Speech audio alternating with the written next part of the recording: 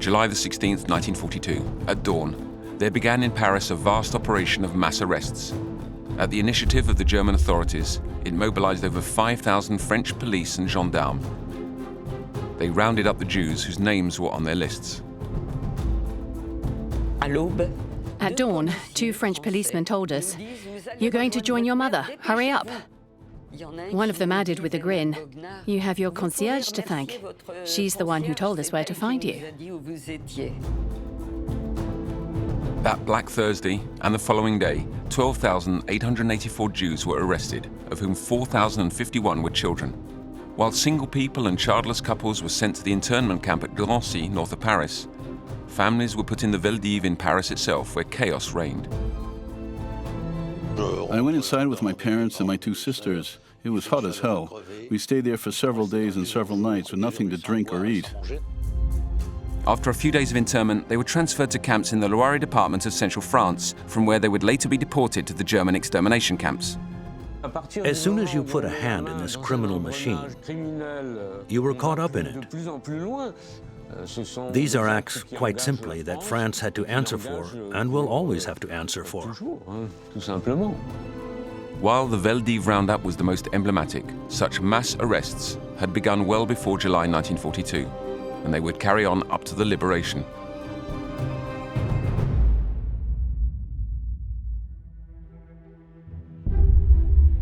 October 24th, 1940. The German Chancellor Adolf Hitler and the head of the French state, Marshal Philippe Pétain, meet in the Loire-et-Cher, also in central France, at Montois-sur-Loire station. No minutes, no account at all was published of what the 2 men said to each other, but this handshake established the basis for French collaboration. By this tacit pact with the devil, Pétain wanted to advance his pawns on the political chessboard in the context of a global conflict. They believed that Hitler had won the war definitively, and that there was going to be a new world order in which the British and the Americans would be off in the margins, and there would be this powerful continental bloc with a victorious Germany at the center, and France wanted in on it. If France submitted to the occupiers' orders, it was also because it didn't have a choice. It had lost the war.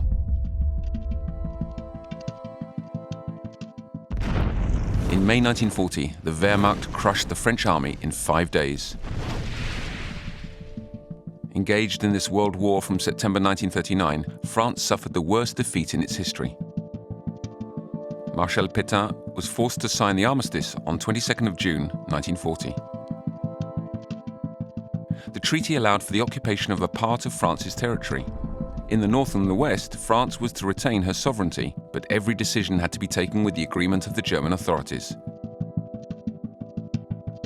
Article 3 of the armistice stipulates that the French administration will collaborate with the German occupiers. It's written into the armistice, and with the word collaborate is there.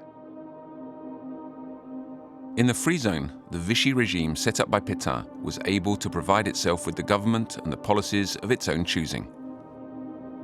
This is the heart of the conflict that was the armistice and the Vichy government's collaboration.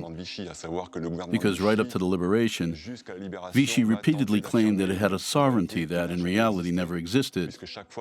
As each time the Germans tried to obtain some particular favor concerning the Jews, they got what they wanted.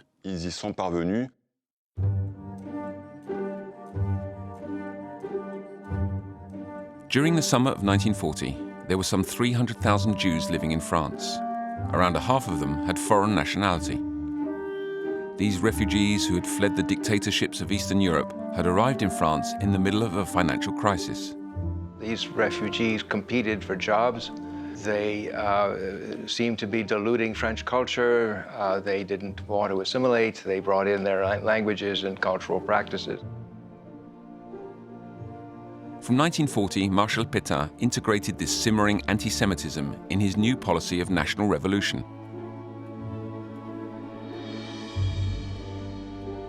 He wanted to fight what he called the anti-France, those responsible in his eyes for the defeat. They include the Jews, the communists, the Freemasons, and foreigners. The Jews being the common enemy of the occupying and the occupied authorities, France, like Germany, promulgated laws and directives with the aim of excluding this population from society. Germans were obsessed with the danger to their security. For them, it was necessary to clearly identify Jews in order to avoid impure contact between German soldiers and Jews, including Jewish shopkeepers. And then there was the idea that the Jews were spies. The stigmatization campaign began with the German directive of the 27th of September 1940. Jewish shops were from now on to display a sign reading Jewish business in their windows. And to identify this population inside French society, it ordered a census. 150,000 Jews were identified in Paris and its suburbs. So you see, 90% of Jews living in the occupied zone were in Paris. That's the place that mattered. That was the security priority as far as the Germans were concerned. October the 3rd, 1940, the government promulgated a series of laws including, infamously, on the status of the Jews. The text of this law, that was annotated by Pétain himself, gave a definition of the Jewish race. Are regarded as Jews all persons with 3 grandparents of the Jewish race or 2 grandparents if his or her spouse is also Jewish. This status also forbade Jews from holding jobs in the civil service, the armed forces, the teaching profession, journalism, or the cinema industry. There was a race on between the occupier and Vichy to see who would be the first of the two to pass such a law, as Vichy did not want to appear less anti-Semitic than the Germans. The German objective was clearly to do with security, while Vichy's anti-Semitism was political and social. There was a real will to counter a Jewish influence they considered pernicious.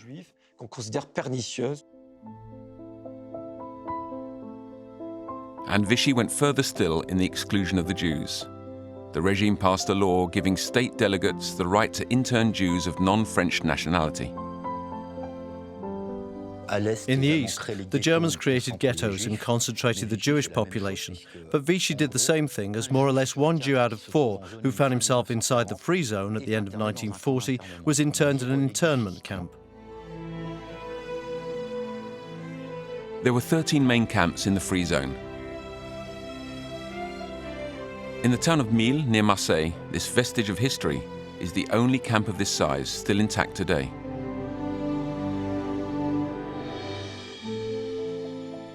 This tile factory, first requisitioned to imprison the Reich's enemies, later served to intern foreign Jews. Many people attempted to escape the war in Europe, and the northern zone of France in particular. They converged on Marseille in order to attempt to embark on the ships that were leaving European territory, only to find themselves trapped in our region. The Jews who arrived in the free zone and who were taken prisoner became a reserve of Jews that Hitler would use to carry out his macabre future plan. Concentrated and isolated, it would later be easier to deport them once the order was given. The Germans noticed that in the free zone, Vichy was holding 40,000 foreign Jews in internment camps. They also noticed that, paradoxically, in the occupied zone, no Jews were interned. It is this discrepancy that they would present to the Vichy government in order to justify the first roundup in the occupied zone. In spite of the exodus, the Jewish population in the occupied zone remained very large. A roundup would allow for the surprise arrest and incarceration of a high number of Jews.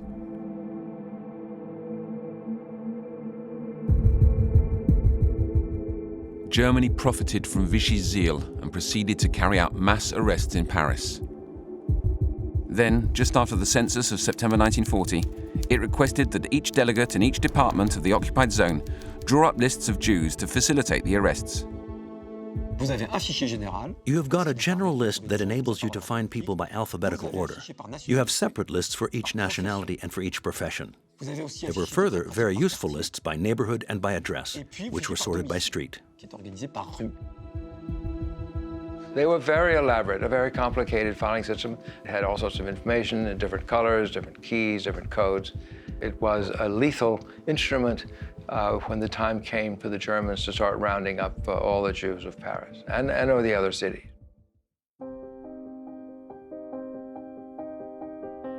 May 1941. In the colors of Paris in the springtime, men knocked on the doors of almost 6,500 apartments. Each one had been carefully selected. The people who opened their doors simply received a piece of green paper with no explanation. Those who were out found it left at their doorways when they got home. Abram Sankiewicz was a Polish Jew. He lived in Paris with his wife and 2 children, Louise and Rachel. My father received a green ticket for the 14th of May 1941. You are required to present yourself at the Tourelle barracks in the 20th arrondissement of Paris for, as they put it, status verification. And it was written that there would be sanctions for those who did not go. They didn't yet know, but this order was in fact a perfectly orchestrated roundup. The first of a long and macabre series. For all of these men had something in common. They were Jewish, Polish or stateless for the most part. On the day of the roundup, Jews left their homes and made their way to the different assembly points. I think it was at dawn, at 7 o'clock in the morning, that I had to present myself.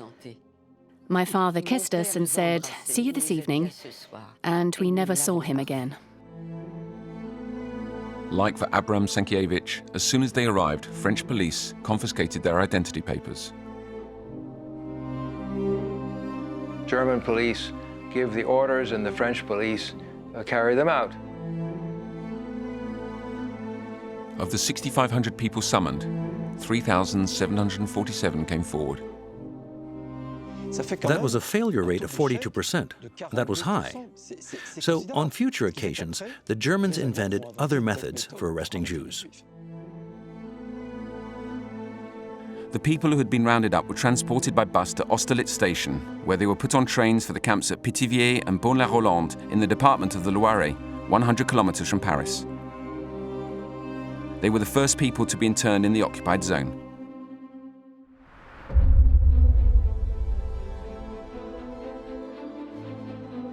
June 1941.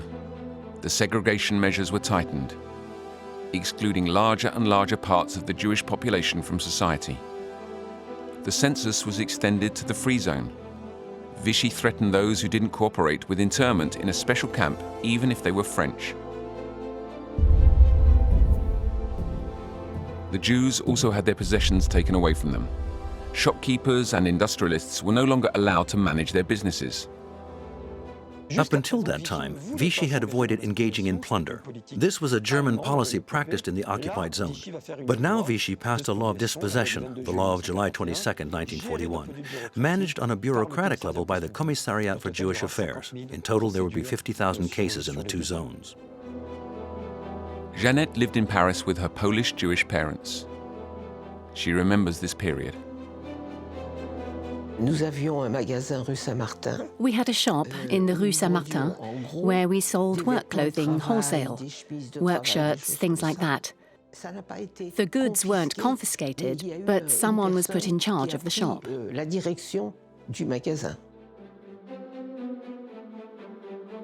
The police adapted themselves to their new mission as persecutors, whether or not they received orders from the occupying administration.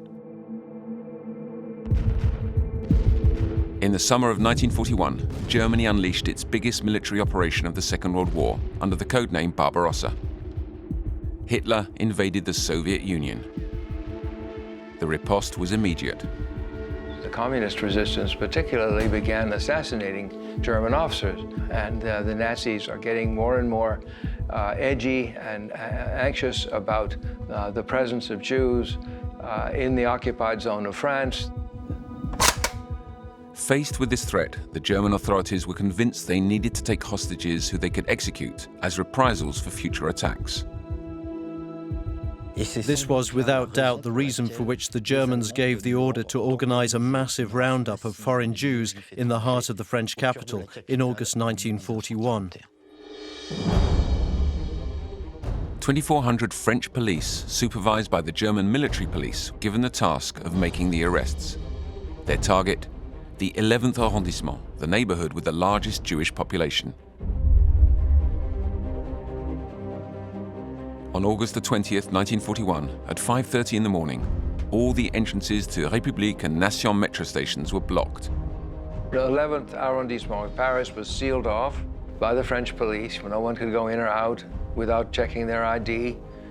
And this way, they had a kind of dragnet and caught any Jews that were out on the street. It was the second roundup to sweep Paris in 3 months, and the biggest ever carried out in France, in the heart of the capital. All Jewish men from 18 to 50 years old, French and foreign, who were found on the street, were arrested.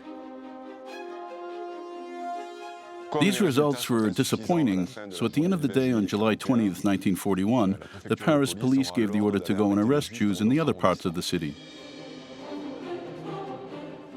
In the end, the roundup lasted 4 days. From August 20th to 23rd, 1941, 4,232 Jews were arrested. This roundup was hugely significant because hitherto arrests had been carried out individually. The police went to get people at their homes and brought them to the police station. It wasn't done in the full view of the general public. But here, you had an enormous police operation ordered by the Germans and carried out by the French police that took place in the middle of Paris in front of the French population at large. After this roundup, Parisians became more aware and more concerned about what was happening to the Jews, especially as, for the first time, French nationals had been arrested. All were transported to the new internment camp at Drancy, situated a few kilometers from Paris.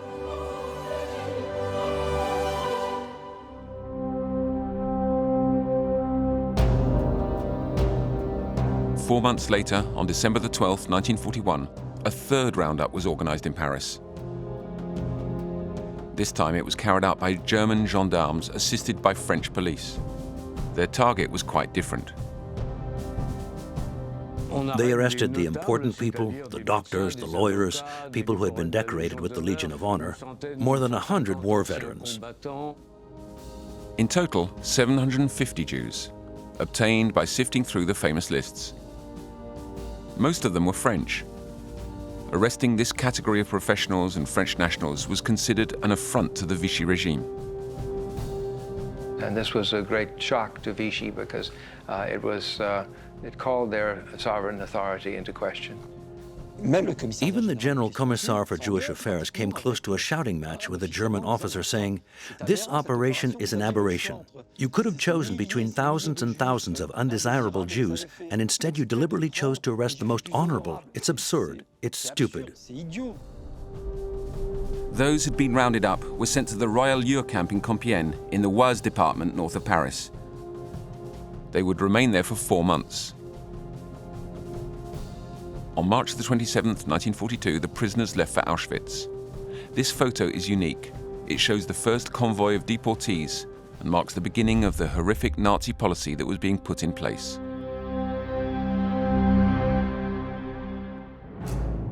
January the 20th, 1942, Reinhard Heydrich, one of Hitler's right-hand men and director of the Reich Main Security Office, convened a meeting of some 15 Nazi dignitaries in a magnificent house in Wannsee outside Berlin. He explains to them Hitler's will that the Jews should be exterminated from Europe and all the occupied countries must participate, and they're going to rake the Jews out of Western Europe from west to east. At the end of the Wannsee conference, the minutes show the number of Jews that are to be assassinated. 11 million. On the 12th line figures France and its 165,000 targeted Jews. The dignitaries also reflected upon how the final solution of the Jewish question was going to be reached. The decision was taken to create extermination camps. It was a move towards an industrial solution, the extermination of Europe's Jewish populations. The infernal Nazi machine was started up. A few months later, France would be one of the theaters with one of the most violent roundups ever organized.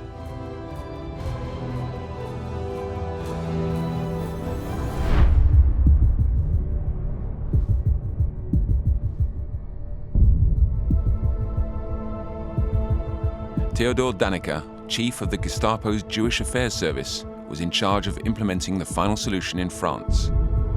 To accomplish this extermination mission, it was necessary to organize roundups on a grand scale. But the Germans needed the French police because there was never enough German manpower, particularly after the Russian war, got to be so stressful.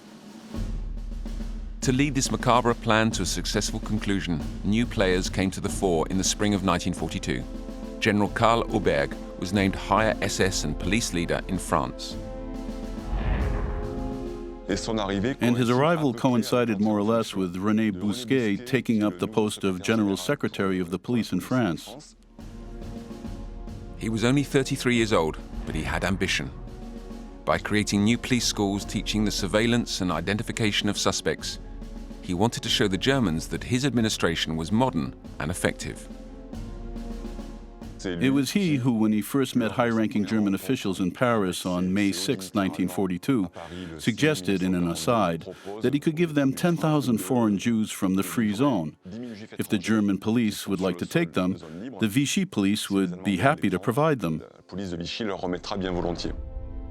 One pragmatic suggestion that was in the interests of the regime.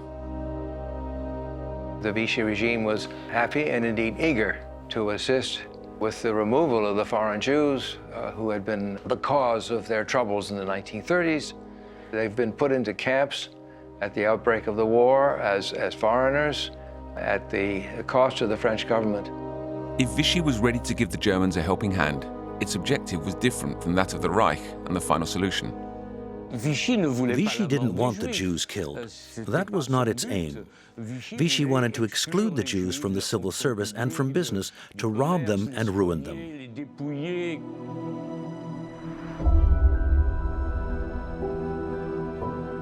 To easily distinguish the Jews from the non-Jews, the German authorities had an idea: forcing them to wear a yellow star.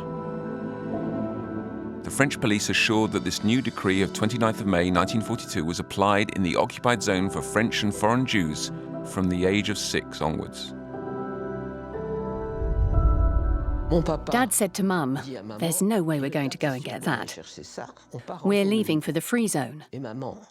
And Mum, who was very legalistic, said, "Oh, the government said so. I'll go and get it." Joseph is a Polish Jew. He remembers the first time he left the house wearing his yellow star. Of course, the first thing I did was to hide my star. And I felt, it's hard to find the words, like less than nothing. They wanted to convince us, and we were convinced, that we were subhuman, inferior beings. This very stigmatizing star aroused, against all expectations, a wave of sympathy. In a gesture of solidarity, some people wore stars they made themselves, with Catholic, or Auvergnat, or Breton marked on them. People understood that the Jew, the demonic figure of Nazi and French propaganda, wasn't necessarily this ethereal figure, but a staunch neighbor from the 3rd arrondissement. They're kids who go to school with your kids, the man mutilated in World War I that you see in the street. The yellow star was not imposed on the Jews living in the Free Zone. Vichy had no desire to foster sympathy for the Jews. The authorities used a much more underhand method. A stamp with Jew written on it in red capital letters affixed to their identity papers.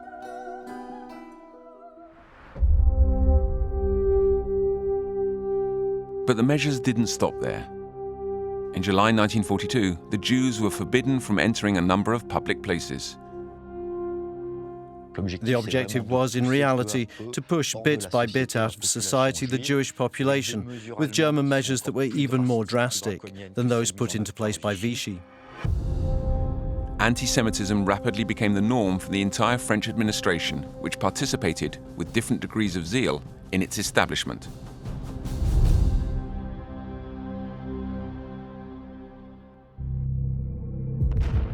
Summer 1942. Hitler is confronted with total war. While some of his troops had just entered the Libyan town of Tobruk, others were beginning the Battle of Stalingrad in Russia. The dictator needed manpower. Before exterminating the Jews, he would use them to bolster the war effort. The demands on the French became weightier. And suddenly, Pierre Laval, the head of the Vichy government, and its police chief, René Bousquet, were told they needed to provide straight away 40,000 Jews. So here was real pressure on Vichy, very strong pressure. General Auberg told Pierre Laval that the trains were ready to go. July 1942. Meeting followed meeting to organize the execution of the final solution in France. It's not just about deciding we want to deport Jews, this is how it's going to happen. You also have to think about, is there the railway material available in order to allow these deportations to happen? And then the SNCF will be required to produce the material and squeeze the trains into their timetables, which are already running and already planned. From mid-July, 3 convoys of deportees were scheduled each week over a period of 3 months. Ultimately, the SNCF was a cog in the wheel of the final solution. What's important to understand is that the days on which people are deported are not decided by the French railways. They are decided by ministerial meetings, by Berlin, by Vichy. In order to attain the target of 40,000 Jews, the groups being rounded up were constantly changing. In Theodore Daniker's mind, he had been doing the sums. It was working-age Jews, foreigners, and French. The age limit changed very quickly. First, they talked about 18 to 45, then 55, because they wanted to arrest the right number of Jews, and in order to do so, they would slide the age limit up or down. A new twist in the horror. On July the 6th, 1942, Theodore Daniker, the chief of the Gestapo's Jewish Affairs Service, sent a telegram to Berlin. It carried a cruel Vichy suggestion. President Laval proposed for the deportation of Jewish families from the non-occupied zone that they also take the children of under 16 years old. The fate of the Jewish children who remained in the occupied zone was not his business. The head of the government wanted to send children to the camps before the Germans had even asked them to do so. If you don't take the children as well, that means separating them from their parents, and that will appear inhuman to the non-Jewish population of France. That would lead to more protests, and he knows it. Laval was afraid that he would have all these orphans on his hands.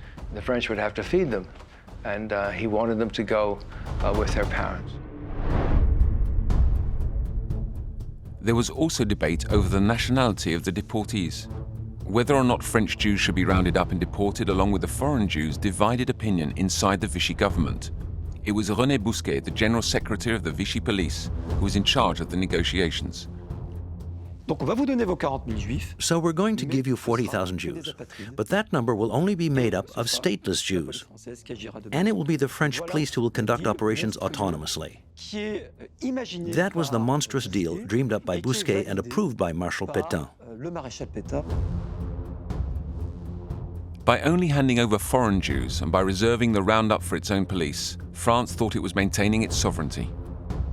The criteria for deportation were decided and would be applied starting on July the 16th, 1942 in Paris, for the biggest roundup of Jews ever undertaken, the Veldiv Roundup.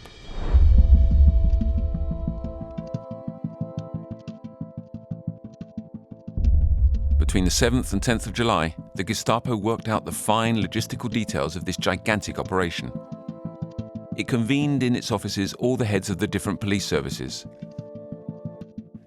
They had 25,000 forms ready for this operation. The Germans, like the French, were counting on 22,000 arrests. Every police station received orders regarding the roundup, a list stripped of all humanity. Operations must be carried out without unnecessary talk. There should be no discussion of their state of health. Children will also be taken. They must not be given to neighbors to look after. Animals will be given to the guardian. As for the place where these people would be brought, it would be the Vélodrome d'Hiver, the winter cycling stadium, situated a few hundred meters from the Eiffel Tower. They had to find a place to put 12 or 15,000 Jews, and so they chose this bicycle stadium, which is called the Vélodrome d'Hiver. And it's called for short the Veldiv. As for childless adult Jews, they were sent directly to the camp at Drancy, a few kilometers from Paris.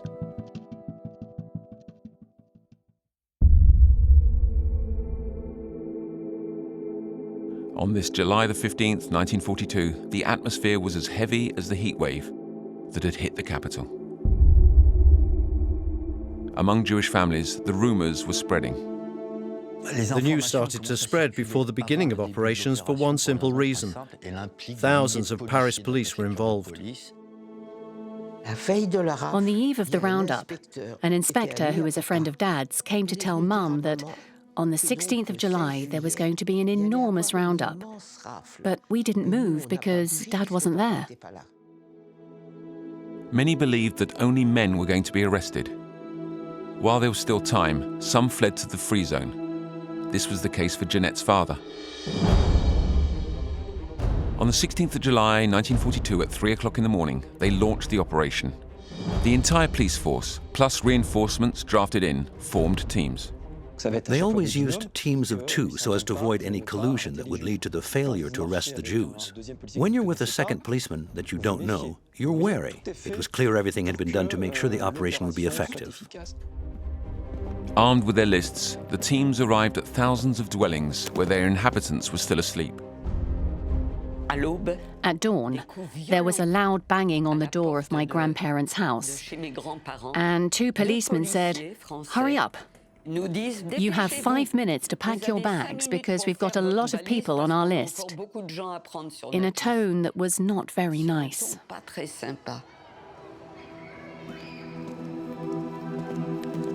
In Rue Saint-Martin, the police knocked on the door at Jeanette's house. Mum arrived with my little brother. She said to them, "My husband isn't here." One of them said, "We'll take the woman and the kids." The second said, "It's going to be more trouble than it's worth with a woman and 2 children." And they left. It's a miracle. They left.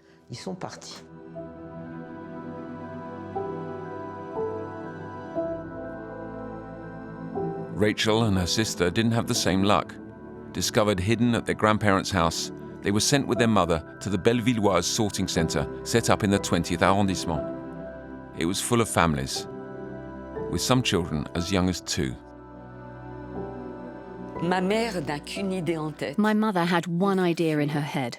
We had to escape. She went from one acquaintance to another saying, "No, they're not taking us to Germany to work. They're lying. We're not going to be able to work with kids to look after." And the other mothers were angry with her because that was not something they wanted to hear. Then Rachel's mother learnt that a neighbour's daughter had succeeded in escaping via an emergency exit. She wanted Rachel and Louise to flee the same way. I didn't want to leave my mother. I screamed, "I don't want to leave you." I screamed very loudly, and my mother slapped me. The only time in my life anyone had ever slapped me. We went towards the emergency exit, and there the police on guard duty turned the other way, so as not to see us leave.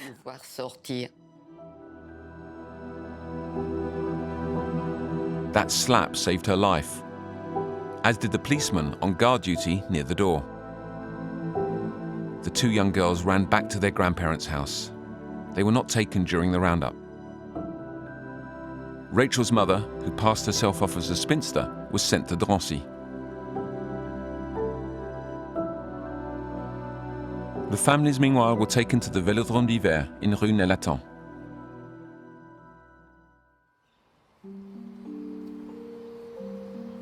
The president of the Sons and Daughters of French Jewish Deportees Association, Serge Klarsfeld, wanted to show us where the deportees found themselves on that Black Thursday.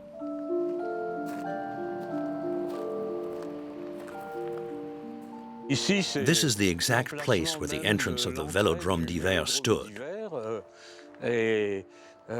On July 16, 1942, a huge roundup was organized where, for the first time in France, Jewish families, men, women, and children, were arrested.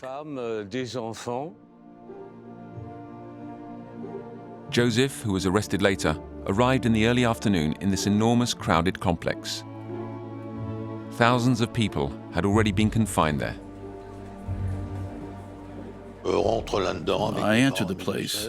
It was overpoweringly hot, it stank, it was incredibly noisy and violently lit up. There was a lot of disorder and confusion. I saw a woman throwing stadium seats from an upper gallery that landed on the people below in a pool of blood. This image still chills me when I think about it. It's the 11-year-old child who's talking to you here.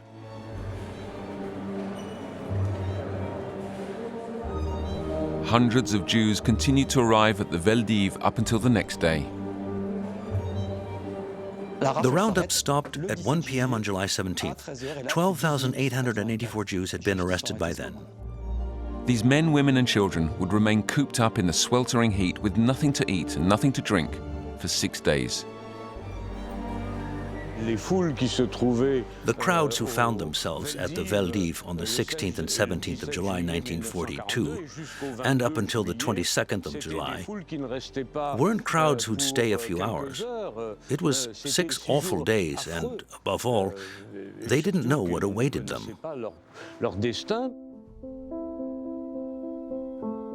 While Berlin hadn't yet decided what should be done with the children, it seemed impossible to leave them in the chaos of the Veldiv in the middle of Paris. A temporary solution was found. They would be sent with their parents to the camps at Pithiviers and Bon-la-Rolande.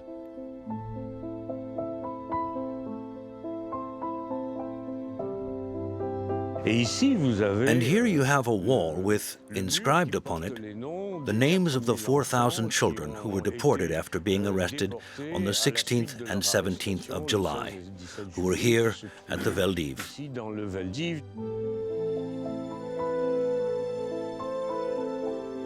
Joseph Weissmann was not on that mortuary list. He was, however, one of those who left the Austerlitz station for the camps in the Loiret in the center of France. We saw the immense trains, as long as the eye could see, the cattle wagons, the freight train wagons with horses 8, men 40 written on the side. They got us on board at over 200 people per wagon. Barbarity has no limits. The transportation of the Jews in these cattle wagons served a precise practical purpose. It's much easier to guard the people that are inside and to prevent escapes. So you needed, 5 times more people to guard a deportation train made up of passenger cars. With cattle cars, you shut them, and you need much less surveillance.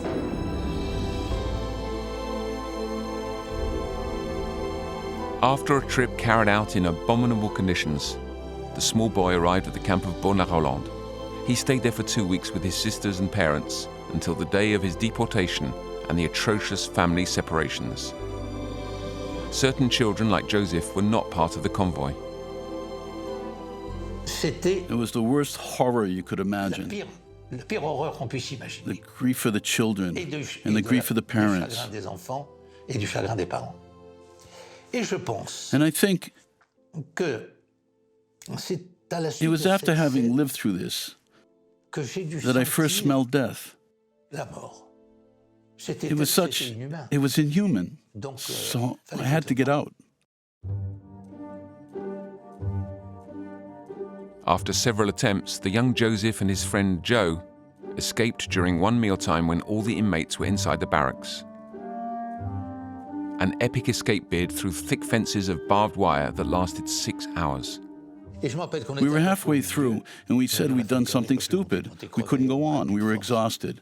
We had no strength left. Then, luckily, after we'd rested a bit, we said, going back is going to be as hard as going on, so let's keep going. The courage of those small boys saved their lives. For the others, their destiny was in the hands of Berlin. On the 13th of August, the decision was announced. The children would be deported. Sent to the Drancy camp, then to Auschwitz. They were gassed immediately. The children were deported, and the children had French nationality, so the French were deported nevertheless. The agreement reached between the chief of SS Police Karl Auberg and the chief of the French police René Bousquet not to round up French Jews had not in the end been respected.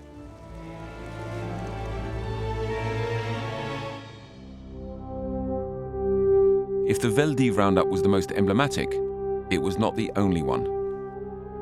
Mass arrests were carried out all over France, in the free zone as well as the occupied zone, from July the 15th till the end of the summer 1942. Almost no region was spared. Everywhere Jews had been counted in the census, they were rounded up. Hitler wants to eliminate all the Jews of Europe, and he doesn't care whether they're in occupied France or unoccupied France, or in other occupied countries. He wants them all. In Nancy, in the occupied zone, the roundup of the 19th July 1942 was a fiasco. There were only a dozen arrests in a city where several hundred Jews should have been arrested. It was the only failure. This roundup failed thanks to one man who was the head of the foreigner service of the Nancy police. He practically ordered all of his men to go and warn everyone in the city that there was going to be a roundup the following day. These people left or went into hiding. The day of the roundup, there were so few arrests that the Germans preferred to cancel the convoy for Auschwitz.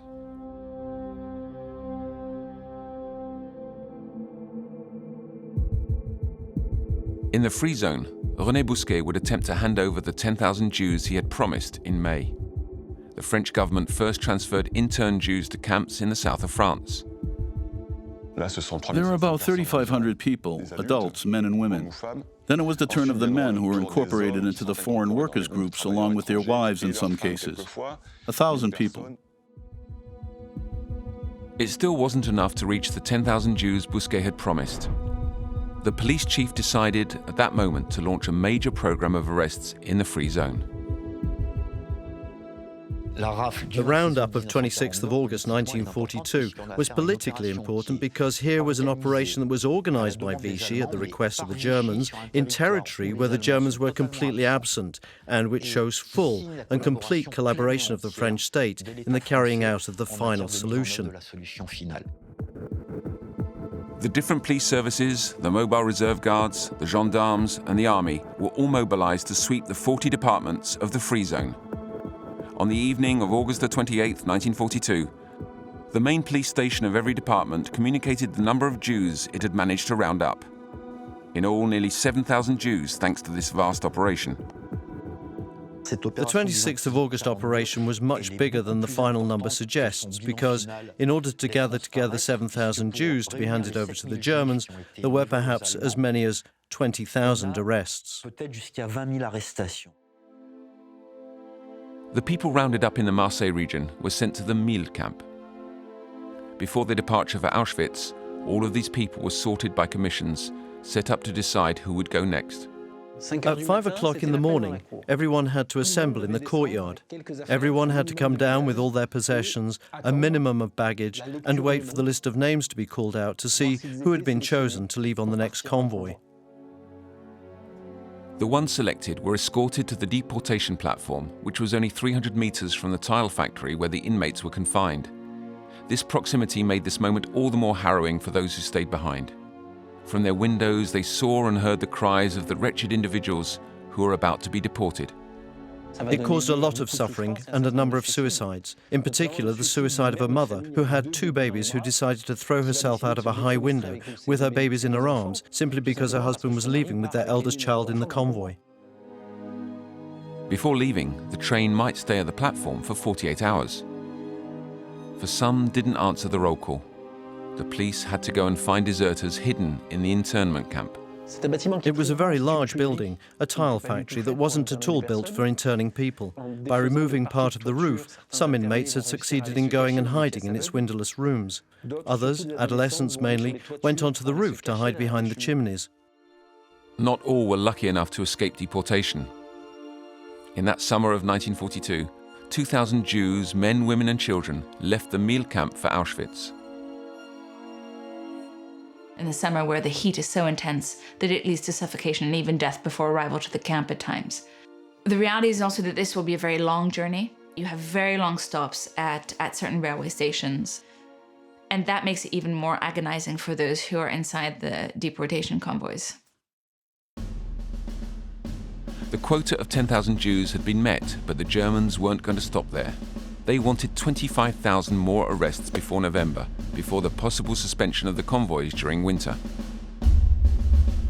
Angered by this constant pressure, The government chief, Pierre Laval, refused this latest demand. Enough was enough. After the handing over of 40,000 Jews, there wouldn't be any more. There were no more Vichy government orders to local administrations to round up Jews because there was no longer any question of handing over Jews to Germany at that period. After having discriminated powerfully against Jews in 40 to 42, Vichy did indeed try to slow down the deportations of French citizens. From October 1942, the Germans could no longer count on massive and systematic French collaboration. If roundups were going to take place now, they would require the zeal of local administrators such as the state delegates of the Marseille area a few weeks later. On November the 8th, 1942, British and American troops landed in North Africa.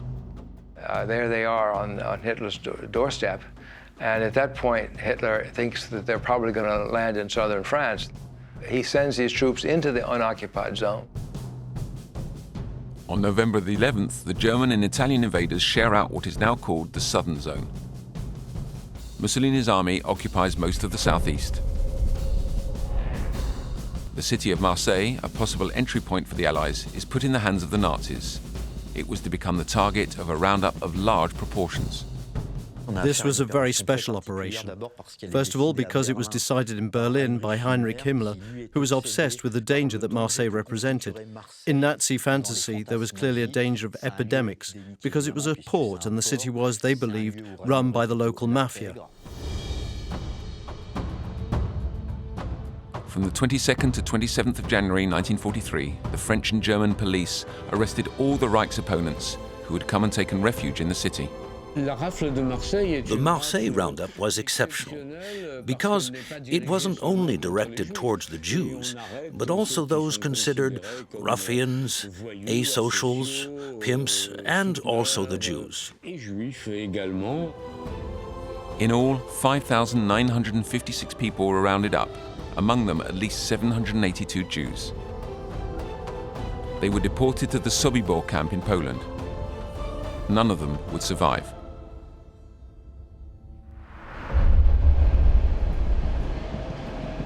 Without French collaboration, the roundups were less effective. The deportations slowed.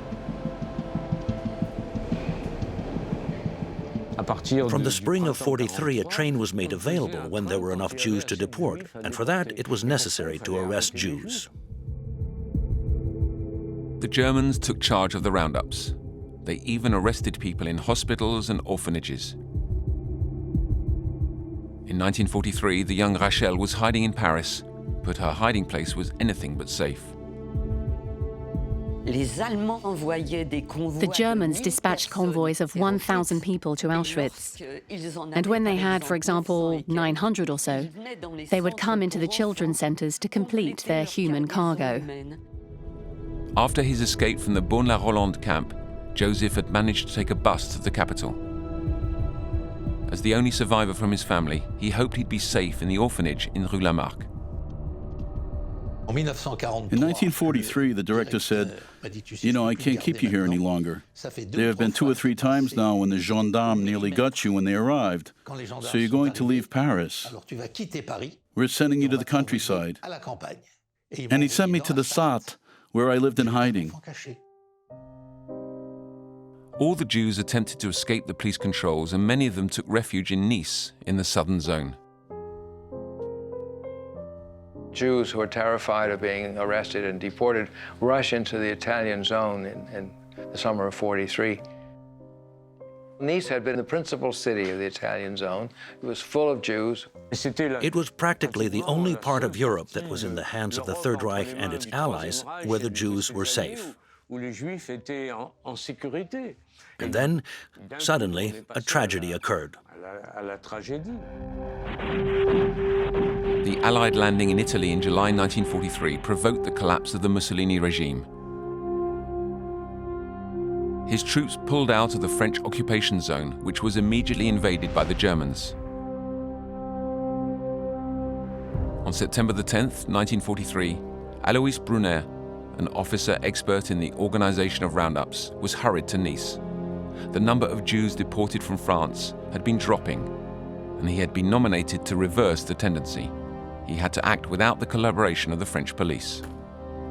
Vichy is going to disengage from direct collaboration. In other words, they will continue to practice a policy of anti-Semitism, but if you want to arrest Jews in what has become the southern zone, it's up to you to arrest them. It is clear by this time that Germany is going to lose the war.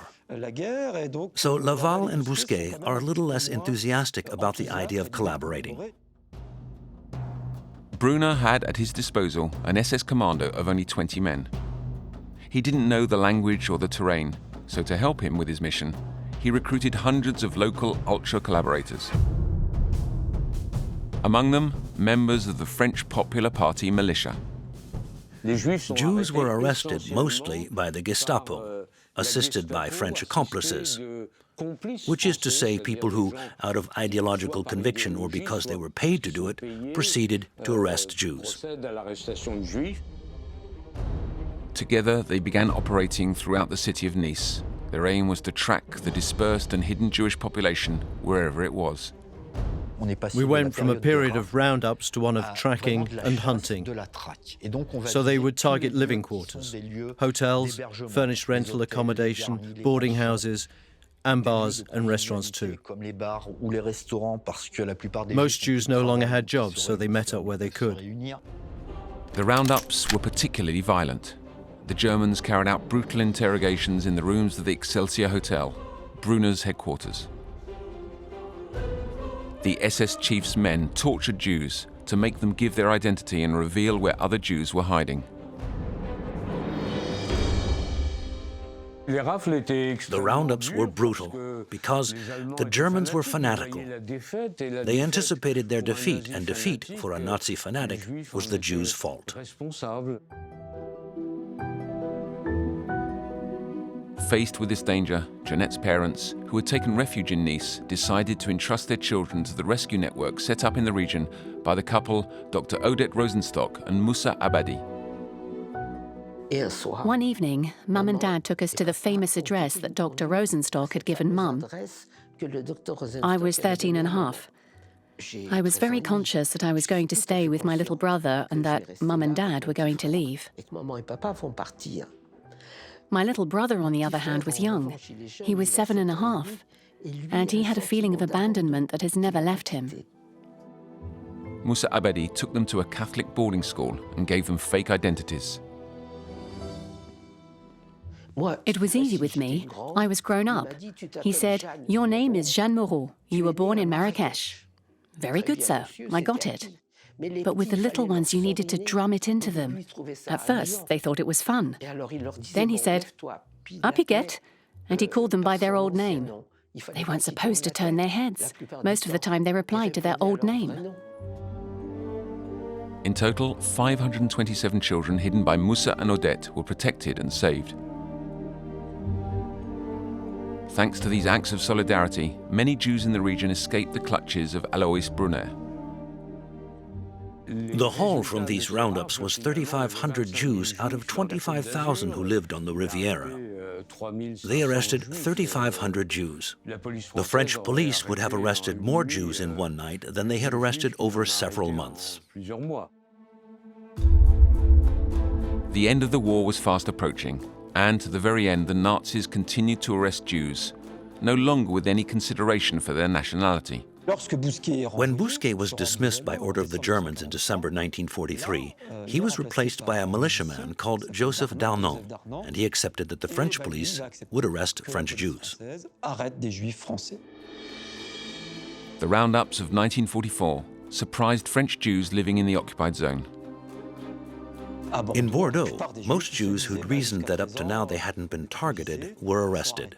That made the Bordeaux roundup formidably effective. More than half the Jews were at home when the roundup happened. That was enormous. When the local police didn't want to cooperate, the Germans took charge of operations themselves, as in Nancy in March 1944, where all the Jews remaining in the city were deported. In Paris, the manhunt was increasingly difficult, but the Gestapo was able to count on numerous letters of denunciation. They were transmitted to special French police brigades, who would then carry out the arrests.